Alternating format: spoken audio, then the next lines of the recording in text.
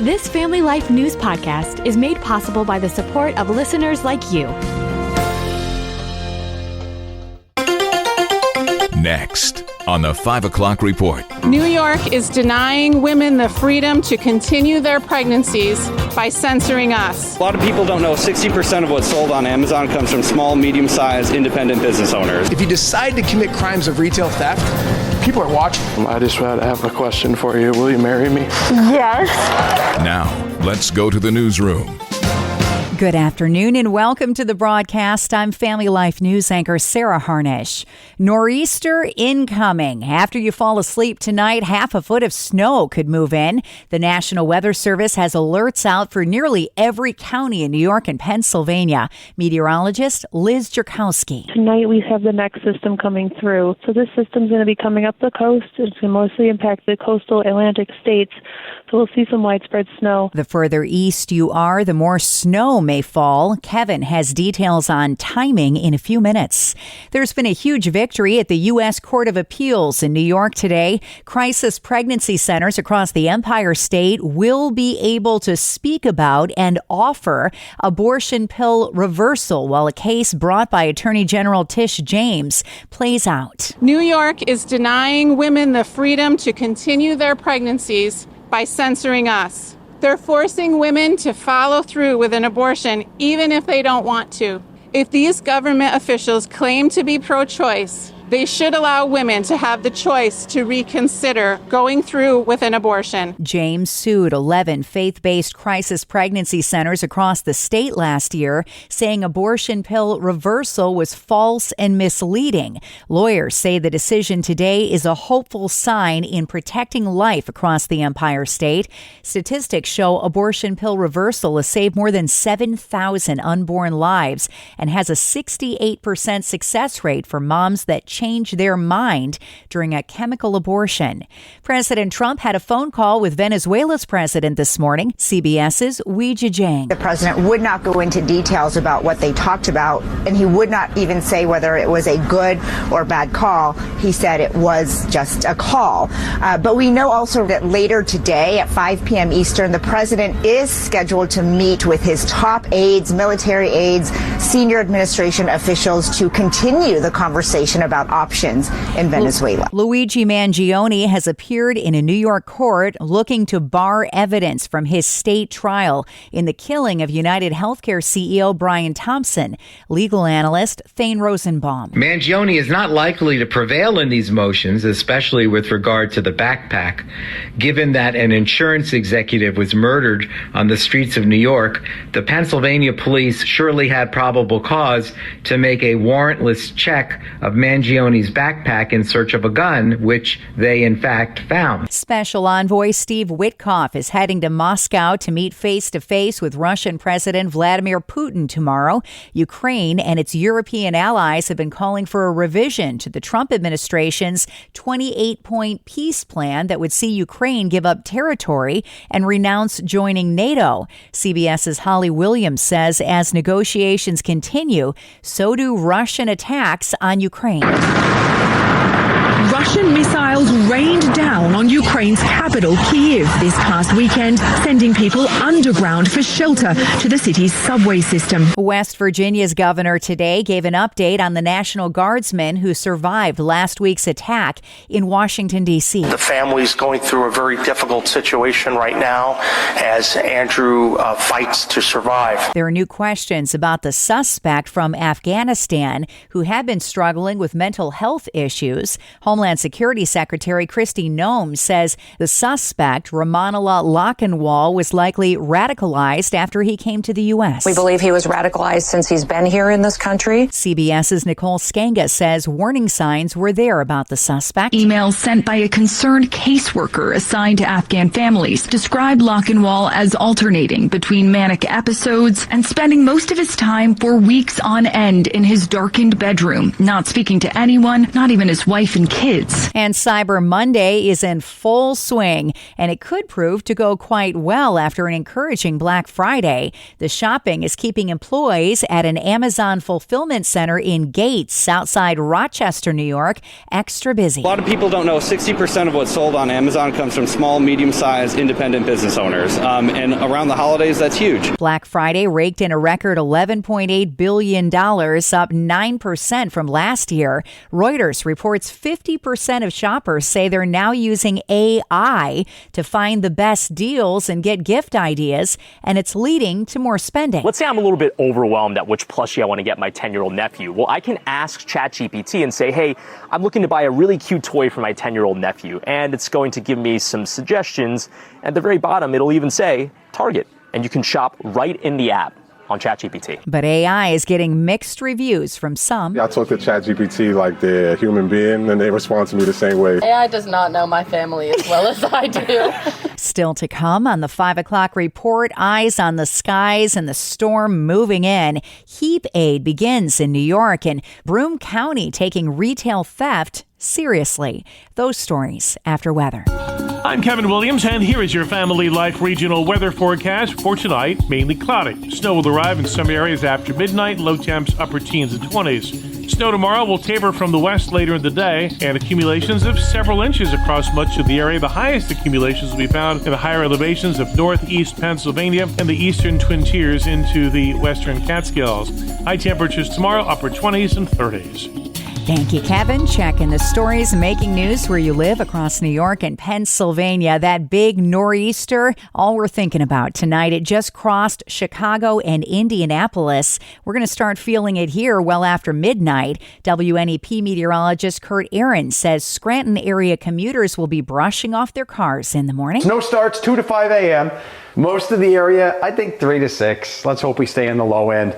And then it ends from 2 to 4 p.m. Below average temperatures all week. In New York and Pennsylvania, we know how to handle the snow. The bigger story will be the cold that follows. Some of the coldest air we've seen in a year arriving on our doorstep toward the end of the work week. New York State begins taking applications today for the Home Energy Assistance Program. If you have questions about eligibility, visit mybenefits.ny.gov. Heating assistance is based on income, type of heat used, and the size of your household. The aid ranges from $400 to nearly $1,000. From heat to house, Pennsylvania's home repair program was left out of the state budget despite high demand. It marks the third year without a state-funded successor to the popular whole home repair program. Thousands of Pennsylvanians are on wait lists across the state since many counties closed their programs after their funds were emptied. Governor Shapiro earmarked $50 million for home repairs, but the request quietly disappeared after a months-long impasse on the state budget. A Buffalo neighborhood is still reeling from a weekend fire that claimed the lives of 2 children. The Saturday morning blaze on the city's east side claimed 2-year-old Jace Rodriguez and 10-year-old Jose Rodriguez Jr. 3 were injured. 2 other children are staying with a cousin, J.J. Rojas, who tells WKBW the dad did everything he could to rescue his whole family. He wanted the wife to throw the kids off the roof. He was bringing them all to the roof, and he jumped down and was going to catch them. I think they only threw the one, and she didn't want to throw anymore. He ended up falling in the process. He was screaming all morning saying he failed, and it's just tragic. The cause of the fire remains under investigation. And protecting the package, officials are cracking down on retail theft this holiday season. Broome County, New York District Attorney Paul Battisti says if you commit a crime, you'll do the time. If you decide to commit crimes of retail theft, people are watching. People are arresting. People are investigating. And people are prosecuting. 2 men were recently convicted in Broome County of stealing more than $50,000 worth of merchandise from the local Dick's Sporting Goods store. One of the suspects was a store employee. Both will spend the next 3 to 6 years behind bars. Next at 5, the woke agenda in public schools. Our own Bob Price sits down with Dr. Ralph Kerr of the Teaching and Learning Institute. It's issues in education. Let's listen in. The National Education Association and the American Federation of Teachers doubling down on the woke agenda. They've got a series of teacher training seminars coming up this month and next that specialize in the LGBTQ agenda. I wonder why our teachers, our students, and our parents, Ralph, need to be wary of this sort of thing. Well, they certainly do need to be wary of it. And as I mentioned 2 or 3 weeks ago on the broadcast, the teachers' unions are not in the business of educating children. They're in the business of looking out for the teachers and their benefits and salaries and their training. And this training that we're talking about is training the teachers how to go through gender transition at work, how to deal with that, making sure that you use gender pronouns correctly, combating transphobia, calling conservatives villains, and dismantling systems of privilege and oppression related to these issues. Yeah. So it's training that I'm really concerned that the unions are taking this on. But I do want to give a word of encouragement to the teachers. It's not required for teachers to belong to the teachers union. They used to be agency shops, which means they could take your money and you had to belong. Not the case anymore. And I guess I would encourage teachers, you don't have to join the union and put up with this kind of stuff. And all you have to do is say, no, I don't want to join, and then you don't pay the fees either. Yeah. I think that's the only way the unions are going to be defeated, if the grassroots people just say, I'm not being part of that stuff anymore. Yeah, we encourage you to go online and read about what they're calling these training seminars. Should put the fear of God in everybody. That's it is true. Pretty militant stuff. Another big issue and kind of controversial, the Trump administration has begun the process of phasing out the U.S. Department of Education. They've been diverting funding to other federal agencies like the Labor Department and the Department of Health and Human Services. Wondering, Ralph, will this have any ripple effect at the local school level? Well, it will have some ripple effect because anytime there's a change in where you get the money from, it's going to be a little bit different. But actually, the funding is going to be moved first to the states, which I'm a little bit leery of that also. But the whole thing is going to eliminate a whole level of bureaucracy. So that should help. There should be more money to be available for the Title I funds, career education, and also many grants that are offered. So I think it's a good thing overall, but change is always difficult for people. And I think that once they get affiliated with the reps in the Department of Labor and the Health and Human Services, I think it'll all be fine. You can subscribe, listen to, and share Issues in Education in all of Family Life's original podcasts at Apple Podcasts, Spotify, YouTube, or at familylife.org. Do you break into a cold sweat when you hear the word budget? Well, you're not alone. Hi, I'm Rob West with today's Faith and Finance Minute. Many people suffer from what I call budget phobia, the fear that creating a budget will restrict their freedom or expose their mistakes. But in reality, a budget isn't a burden. It's a blessing. It's a plan for how you'll honor God with every dollar He provides and use His resources wisely. Proverbs 27:23 says, "Be sure you know the condition of your flocks. Give careful attention to your herds." In other words, know where your money's going. A budget gives you that clarity. It turns financial chaos into confidence. So don't fear the numbers. Face them. A budget won't control you. It will free you to give, save, and spend with purpose. We can help you learn to manage your money according to biblical principles when you download the free FaithFi app. You'll find it on our website at faithfi.com. Coming up on the 5 o'clock report, a car accident, a football injury, and a love story all in one. That story after one last look at weather. I'm Kevin Williams, and here is your Family Life regional weather forecast. We're keeping our eyes on low pressure storm system eastbound from Kansas. Going to bring us snow over the next 36 hours. Not a big storm, but impactful for travel. Our call for tonight, mainly cloudy. Snow will arrive in some areas after midnight, low temps upper teens and 20s. Snow tomorrow will taper from the west later in the day, and accumulations of several inches across much of the area. The highest accumulations will be found in the higher elevations of northeast Pennsylvania and the eastern Twin Tiers into the western Catskills.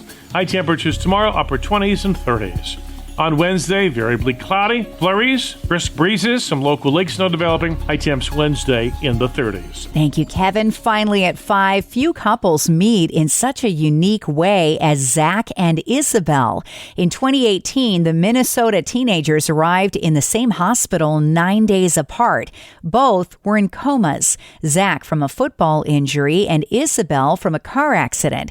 Each recovered and briefly met once they awoke. Zach telling KARE. Said a couple kind words to Isabel, and that was it for 6 years. While they parted company, their moms stayed in touch over their unique bond and a shared belief that their kids might still have a future together. I said, Zach, come on, why don't you invite Isabel out to lunch? And he's like, oh no, I don't know if I'm ready for that. It took some more time, but they eventually went on a date. Then Zach and Isabel got together to do a podcast called Hope in Healing, based on scripture and their own experiences. Recording an episode in the hospital lobby recently, with family and doctors hiding in the wings, Zach and Isabel became one. I just have a question for you. Will you marry me? Yes. I love you so much. Me too. From tears of worry to tears of joy 7 years later. And that's the world that we live in for Monday, the 1st of December. I'm Sarah Harnish, and this is the 5 o'clock report on Family Life. Thank you for listening to this Family Life News podcast. If you've been encouraged by what you've heard, please share it with others and click the subscribe button to automatically receive future episodes. Family Life is a listener-supported ministry. Podcasts like this are made possible by your financial partnership. Find out more at familylife.org.